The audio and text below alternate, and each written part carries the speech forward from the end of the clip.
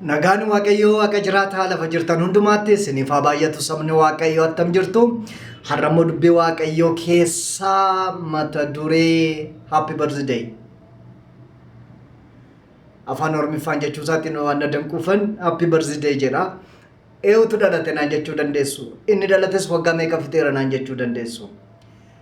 Dhaloota isaarraa isiniin jalqaba. Dhaloonni isaa waggaa 1990. Eenyutu dhalate? Waldaa Kiristiyaanaatu lafarratti dhalate. Yoom gaafa guyyaa 50ffaa eessatti? Yerusaalemitti. Happy birthday. Hin kadhannaa Waaqayyoon. Galanni guddaan siif haa ta'u yaa Waaqayyoo, sagalee kee barachuudhaaf carraa kana waan nu laatteef maqaan kee kan eebbifame haa ta'u. Ammas immoo waan nutti dubbachuu barbaaddu nutti dubbaddu, waan nu barsiisuu barbaaddu nu barsiisi. Gaafa guyyaa 50ffaa akka dingataa jedha sagaleen kee, sagalee dhagaan, sagalee qilleensa akka bubbee bubbisu dhagaan akka dingataa, namaaf akka dingataa kan ta'e, siif akka dingataa kan hin taane, sagantaa kee keessa kan jiru guyyaa mul'attu qabda. Nu kennu birattis, mana keenya keessattis, jireenya dhuunfaa keenya keessattis, waan gaaffii nutti ta'e keessattis akka dingataa mul'addooti. Nuuf akka dingataa, siif garuu sagantaa keeti. Maqaa gooftaa keenyaaf fayyisaa keenya Yesuus Kiristoosiin kadhannaa. Ameen. Happy birthday isiniin jedheera. Akkas jedha seera uumamaa boqonnaa 2 lakkoofsa 1 hanga 4tti. Ayyaanni guyyaa 50ffaa inni Pentekoostee jedhamee beekame yommuu ga'e hundinuu iddoo tokkotti walitti qabamanii turan. Dingata suursaan waaqarraa akka bubbee bubbisuu dhaga'ame. Manicha isaan keessa jiranis guute. Arraba ibiddaa kan fakkaatan isaanitti mul'atan. Gargar tatamsa'anis wanti akka arraba ibiddaa kun tokko tokko isaaniirra buufatan. Yommus hundumti isaanii hafuura qulqulluun guutaman. Akka hafuurri dubbachuun isaanii fi kennetti afaan garaa garaa dubbachuu jalqaban jedha dubbii Waaqayyoo. Mudannoon iddoo kanatti ta'e hanga waldaan kiristiyaanaa lafarra jirtutti mudannoo ta'ee itti fufa jedheetanii yaada. Kutaa kana keessatti wanni akka mudannootti argame keessaa tokko boqonnaa 2 lakkoofsa 1 irratti dingata suursaan waaqarraa akka bubbee bubbisuu dhaga'ame jedha. Dingata isa jedhu kana xinnoo dubbaduu laata. Dingata inni jedhamu kuni namaaf malee waaqaaf miti. Waaqayyoof wanti dingata jedhamu hin jiru. Wanni akka tasaa jedhamu hin jiru. Hunduu sagantaa qaba. Hunduu yeroo qaba. Hunduu akkaataatti raawwatu qaba. Namaaf garuu akka dingataa ta'uu barbaada. Ta'uu danda'a. Namaaf akka dingataati. Hafuura qulqulluuf garuu akka dingataa miti. Bu'aatiin hafuura qulqulluu kun akka dingataati. Dhalachuu waldaa kiristiyaanaa guyyaa sana dhalatte akka dingataati. Namaaf Waaqayyoof garuu miti. Akka dingataa. Guyyaan sun guyyaatti beekamtiin argame ture. Yaa firoottan koo guyyaa dhalootaa happy birthday isiniin jedhu kuni guyyaa addaa very special day. Guyyaa addaa ture. Guyyaatti beekamtii argatan. Attamitti beekamtiin argame yoo jettanii boqonnaa 2 lakkoofsa 11 irraatii dubbiin Waaqayyoo akkas jedhama.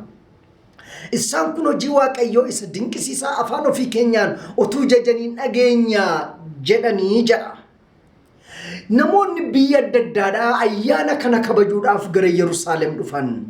Biyya Awurooppaa keessaa, Roomaa keessaa, biyya Giriik keessaa, biyyoota warra akka Tarkii keessaa warri dhufan. Biyya Arab Eeshiyaadhaa immoo biyyoota warra Arabaa keessaa warri dhufan. Afrikaa irraati immoo biyya Gibsiitii warri dhaqan.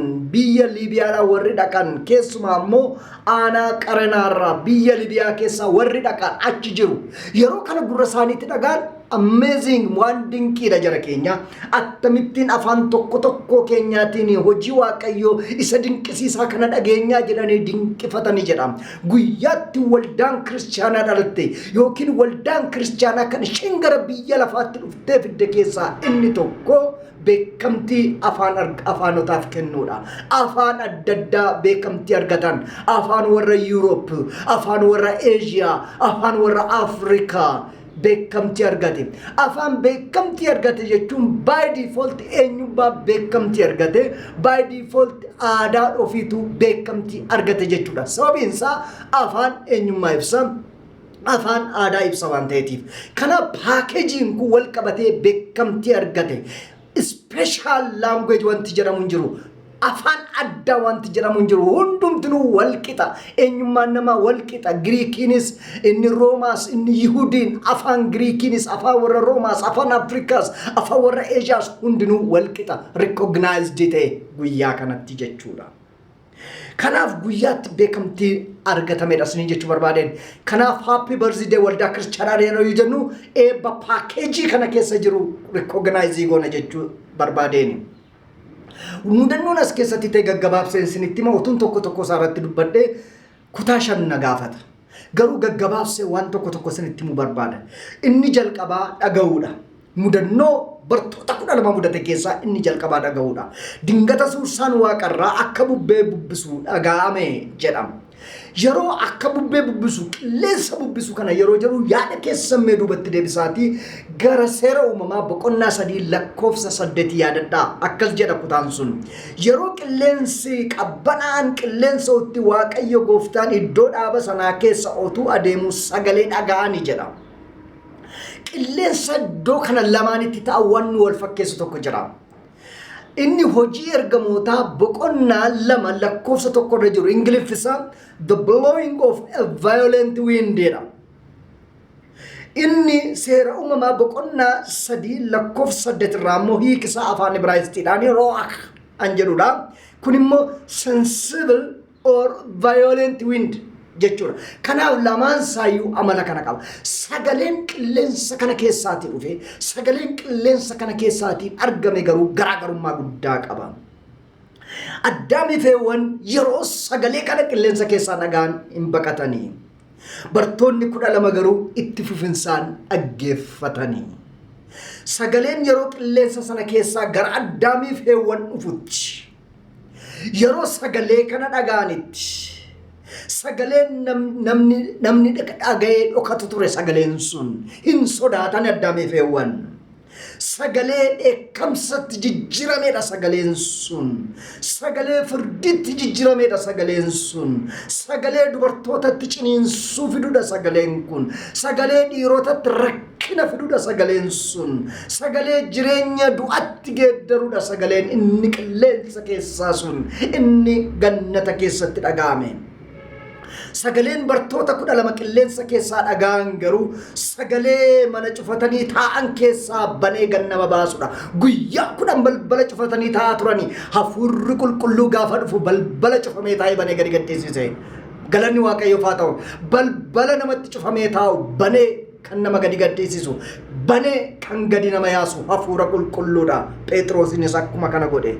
Sagaleen jara keenyaa sodaa gara gammachuutti jijjiiruudha. Sodaatanii balbala cufatanii yeroo ta'an sagaleen kun waaqarraa yeroo dhufu gammachuutti yeroo inni jijjiire.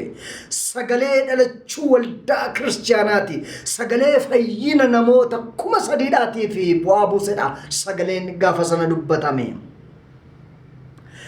Egaa har'a ergaan gurra keenyarra jiru garri keenya dhaggeeffatu yookiin qilleensi har'a nutti qilleensa maaliiti? Qilleensa maalii dhaggeeffachuutti jirra jara keenya? Har'a addunyaa kanarra qilleensa hedduutu jira. Qilleensa sodaa, qilleensa ammayyummaa, qilleensa sekulaarizimii, qilleensa teknooloojii, qilleensa jaatanaa'uu biizii ta'uu, qilleensa falaasama sobaa, qilleensa jibbaaf kan kana fakkaatan gurri kiristaanaa garuu dhaggeeffachuun kan isaatiif malee qilleensota baay'eetu jira addunyaa keenyarra. Qilleensa hedduu qilleensa baay'ee namooti baay'een qilleensa kanaan fudhatamaniiru. Qilleensa falaasamaatiin fudhatamaniiru. Qilleensa ammayyummaadhaan fudhatamaniiru. Qilleensa hedduudhaan namooti baay'een fudhatamaniiru. Inni lammaffaan arguudha. 2 sadiirraati akkas jedha arraba abiddaa kan fakkaatan isaanitti mul'atanii jedha level 2 jenna isa kana level 2 dhaga'uurraa gara arguutti ce'uudha dhaga'uurraa gara arguutti ce'uudha wanna gurraan dhagaan ijaan arguu jechuudha level 2 the movement is from information to observation from hearing to seeing gara kanaatti ce'uudha addaami feewwan sagalee bofaa dhagahanii itti fufuun qullaa ta'uu isaanii arganii bartoonni 12 immoo sagalee hafuura qulqulluu dhagahanii isa dhagaan kan immoo ijaan arganii addaami feewwan iji isaanii yeroo baname qullaa ta'uu isaanii arganii bartoonni iji isaanii yeroo baname hafuura qulqulluu arganii mudannoo cimaadha kun jara keenya addunyaan kun wanna nu argisiistu wanna hedduu qabdi ija keenya kan hatuu danda'u qalbii keenya kan hatuu danda'u wanna hedduu qabdi addunyaan kun online irra galtanii waan baay'ee ilaaluu keessumaa bara digitalization kana the best 100 TV shows of the 21st century the best directed TV dramas of the 21st century the 20 best TV crimes of the 21st century the best movies of the 21st century the 10 great war films of the 21st century the best NASA videos of the deep space of the 21st century the best ilaaluudhaaf addunyaan kun nu jalaneetti garuu do we really have eyes of faith in the midst of such productions and by products of these productions ija amantii qabnaa laata namni really maqaansaa create and boom jedhamu tokko faith sees the invisible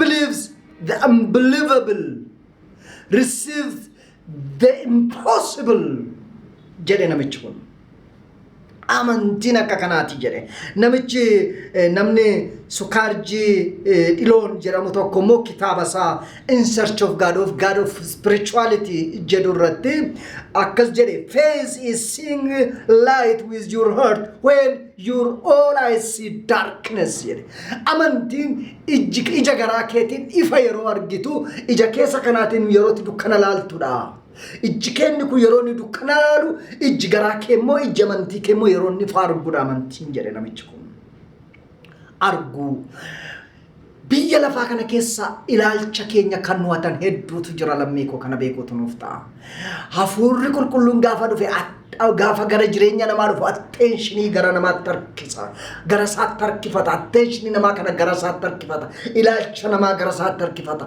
gurra namaa gara isaatti harkifata inni sadaffaan tuqamuudha yookiin feeling tuqamuu yo FELL jechuudha feeling wanti akka arraba biddaa kun tokko isaanii irra taa'an jedha inni jalqabaa step jalqabaa dhaga'uu ture step inni lammaffaa immoo level inni lammaffaa immoo arguu ture level inni sadaffaa immoo tuqamuudha tuqamuu gurraan dhaga'uurraa gara ijaan arguutti ijaan arguurraa immoo gara tuqamuutti darbu jechuudha addaamii feewwan baala ofirra buusanii waaqayyo immoo gogaa isaan irra buusee immoo gannata keessaa gad isaan baasu bartoonni 12 immoo hafuura qulqulluutu isaan irra buufate egaa deemsichi baalarraa gara gogaatti gogaarraa immoo gara hafuura qulqulluutti leeveliin isaa jechuudha namni baala ofirra buusee achi waaqayyo gaddee fi gogaarra kaa'e kakuhaara keessatti gaafa dhufnu namni baala uffata miti namni gogaa uffata miti namni hafuura qulqulluu uffata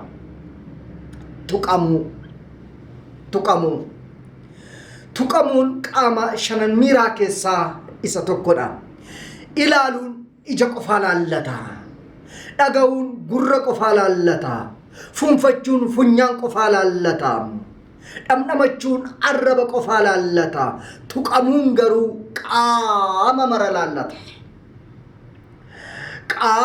laallata sababiinsa shanan qaama miiraa keessaa arfan isaanii kan adda isaan godhu iddoo tokko duwwaadha tuqamuun garuu qaama hundumatu seensii godha sababiinsa uumamaan qaamni keenya specialized receptors kan jedhaman qaam gogaa keenya jala kan jiran siiginaalii kana fudhatanii gara bireenii keenya geessu asirra jira kana jechuun qaama keenya mara irratti wanni kun nutti dhagaama jechuudha fiilii goona jechuudha wanni seensii goone kun special receptor kanaatiin gara sammuu keenya deema sammuun keenya battalatti ergaa sana fudhatee ibsa mataa isaatii kenna hafuura qulqulluun tuqamuun dhimma afaanii dhimma funyaanii dhimma gurraa dhimma ijaa qofa otoo hin taane qaama keenya maraan seensii kan goonudha jara keenya yeroo dhaga'uu qofa otoo hin taane yeroo ilaaluu qofa otoo hin taane yeroo funfachuu qofa otoo hin taane qaama keenya maraan presensii waaqayyoo jiraachuu waaqayyoo eenyummaa waaqayyoo kana fiilii goona tuqamu qaama keenya maraan seensii goona yeroo dhaga'uu qofaa ta'e miidiyaa ta'a yoo arguu qofaa ta'e TV ta'a yoo fiilii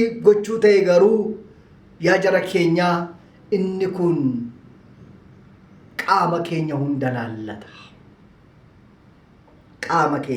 laallata inni arfaffaan guutamuu yookiin feeling akkas jedha lakkoofsa ofirraa yommus hundumti isaanii hafuura qulqulluun guutamanii jedha level 4 jenna sakana level 4in gurraan dhaga'urraa gara arguutti ijaan arguurraa gara tuqamuurraa immoo gara guutamuutti ce'uudha level 4dha kun tuqamuun kun guutummaa guutuutti gara guutamuutti kan jijjiramu jechuudha from external experience to internal experience jechuudha movement isa external experience irraa tuqamuurraa gara guutamuutti ce'u jechuudha addaamii fi wan ija muka hamaa fi gaarii sana nyaatanii garaa guuttatanii hamaaf gaarii waliin liqimsanii akka amantii juudaayizimitti in the history of human being seenaa ilmaan namootaa keessatti guyyaa addaamii fi wan ija muka hamaaf gaarii sana nyaatan guyyaan sun guyyaa addaa guyyaatti namni hamaaf gaarii wal duukaa liqimse mixed up godheedha jedhu amantii warra juudaayizimii keessatti amantii warra yihuudootaa keessatti namni kanaaf jedhu namoonni namni kanaaf hamaa hojjechuuf ga'umsa gahaa qaba ጋሪ ወጀቹዳፍስ ገውምሰ ጋቀባ ሰው መልካምን ለማድረግ በቂ አቅም አለው ክፋትንም ለማድረግ በቂ አቅም አለው ሰው ጀቹና በቂ መልካምነትም በቂ ክፋትነትም ያለው ባህሪ በራ ከና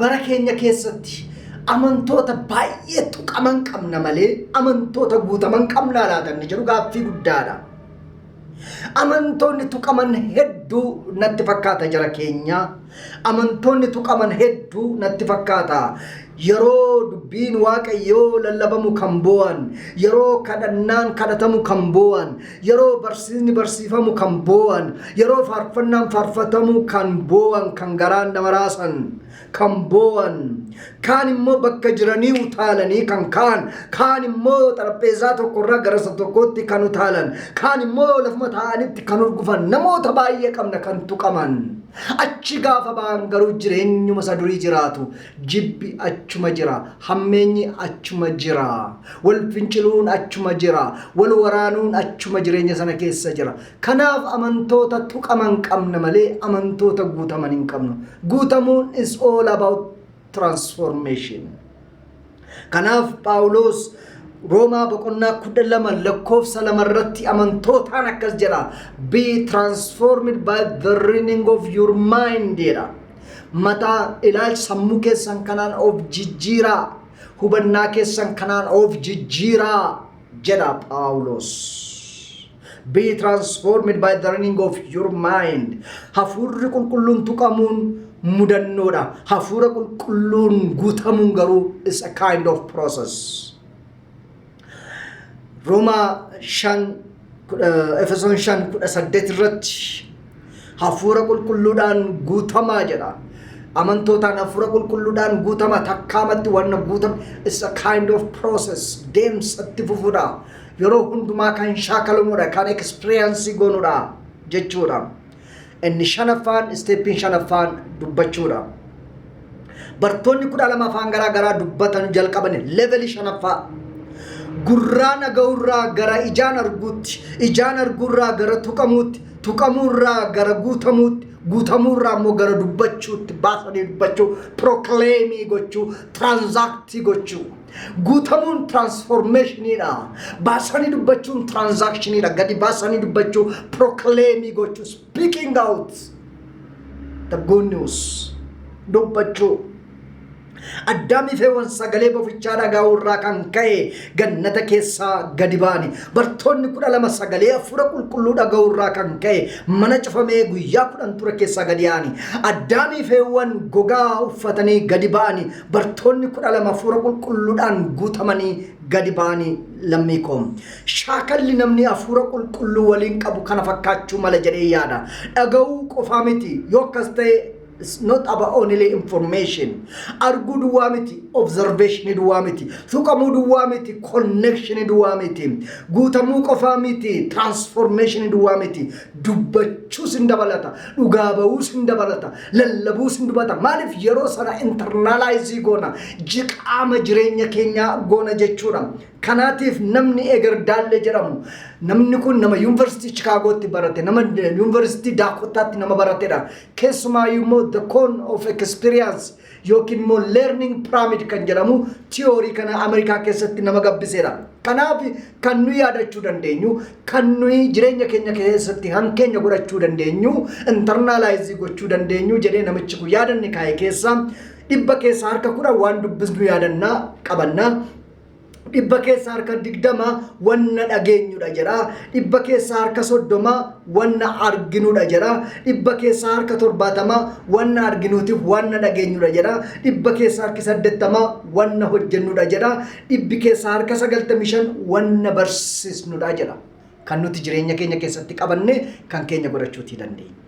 Kan nuti jireenya keenya keessatti qabanne ittiin jiraachuu dandeenyu wanna dubbisnu qobaa yoo ta'e dhibba keessaa 10. Yeroo tokko poolisii tokkotu balbala taa'aa jirani. Balbala taa'ee kilaashii ofitti hirkisee macaafa qulqulluu dubbifata. Namichi tokko bira dhaqeetii waasi gaafadhu laata jedhee gaaffii gaafate jedhama. Ishina gaafadhu jedhanii poolisiin kun macaafa qulqulluu harka isaatti ilaaleetii Abeeliin eenyutu ajjeesee jedhee gaafate. Jennaan poolisiin kun dhimma nama yakkamtoota lubbuu namaa galaafatanii kan hordofuu Inspektar Yaakubuudha dhaqee isa gaafadhu jedhanii biiroon isaa kun gararraa kanaa jedhe. Tole jedhee darbee dhaqee Inspektar Yaakubuu biiroo isaa rukutee seenee innis taa'ee kitaaba macaafa qulqulluu dubbifata. Inspektar Yaakubuu gaaffii tokko sin gaafadhu jedheeni eeyyan na gaafadhu jedheeni Yesuus Kiristoosiin eenyutu ajjeese akkamitti ajjeefamee jedhee gaaffii gaafate.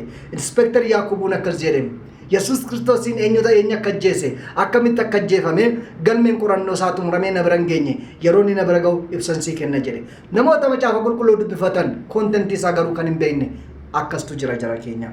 Kanaaf wanna dubbisnu duwwaa yoo ta'e nun galu, wanna dhaga'u duwwaa yoo ta'e 20, wanna arginu duwwaa yoo ta'e 30, wanna arguu fi dhaga'u qofaadha yoo ta'e 70, wanna hojjennudha yoo ta'e 80, wanna barsiisnu yoo ta'e garuu 95. Egaa jara keenya maal jennee walitti qabnaree birthday jennee har'a. Waldaan kiristaanaa guyyaa 5 alatte shaamaa 5 qabsiisuu qabna jedhee yaada. Shaamaa 5 qabsiisna. Shaamaan inni jalqabaa arguu bakka bu'a, dhaga'uu bakka bu'a. Shaamaan inni lammaffaa dhaga'uu bakka bu'a. Shaamaan inni sadaffaa tuqamuu bakka bu'a. Shaamaan inni arfaffaa guutamuu bakka bu'a. Shaamaan inni shanaffaan dubbachuu bakka bu'a. birthday waldaa kiristaanaa irratti shaamaa 5 isa teebilii irra taa'ee daqiiqaa muraasa booddee dhumu otoo hin taane isa teebilii irra taa'ee daqiiqaa 10-15 booddee baqee dhumu otoo hin taane shaamaan dhaamne jireenya keenya irraatii kan ifu shaamaa hafuura qulqulluun jireenya keenya keessaatii boba'ee addunyaa dukkanoofte kana keessatti ifu shaamaan jireenya keenya irraa boba'uu qaba. Shaamaa dhaga'u, shaamaa argu, shaamaa tuqamu, shaamaa guutamu, shaamaa baasanii dubbachuu. Shaamaan kun irraa boba'uu qaba jedheetanii yaada. Eeyyeen kanaatiif waldaan kiristaanaa biyya lafaa irratti dhalatteetti. Kan isheen dhalatte immoo beekamtii kennuudhaan, beekamtii eenyuuf? Afaan adda addaatiif, saba adda addaatiif, eenyummaa adda addaatiif beekamtii kennuudhaan biyya lafaa irratti dhalatteetti. Afaan adda addaa dubbatameera. Yoo xinnaate afaan 5 oltu dubbatame jedhamee haasa'ama. Eenyummaan adda addaa, aadaan adda addaa beekamtii argateera. Special culture, special identity wanti jedhamu kana booddee hin jiru. Hundinuu walqixa, afaan walqixa, eenyummaa walqixa, aadaan walqixa. Eenyu biratti? Waaqayyo biratti adda wanti isa godhu hin jiru. Happy birthday waldaa kiristaanaaf waggaa 1990. Sargeenyi Waaqayyo nuuf haa eebbisu. Hin kadhanna. Galanni siif haa ta'u yaa Waaqayyo. Sagalee kee isa jiraataa kana waan nutti dubbatteef. Ammas sagalee kee kanaan akka jiraannuuf ati nu gargaari. Gurra keenya bani, ija keenya bani, qaama seensi godhu nuuf kenni. Keessa keenya guuti. Baasne akka dubbannuuf ati nu gargaari. Maqaa Yesuus Kiristoosiin. Ameen. Ulfaadhaa, eebbifamaa, Gooftaan isin haa eebbisu. Happy birthday. Ameen.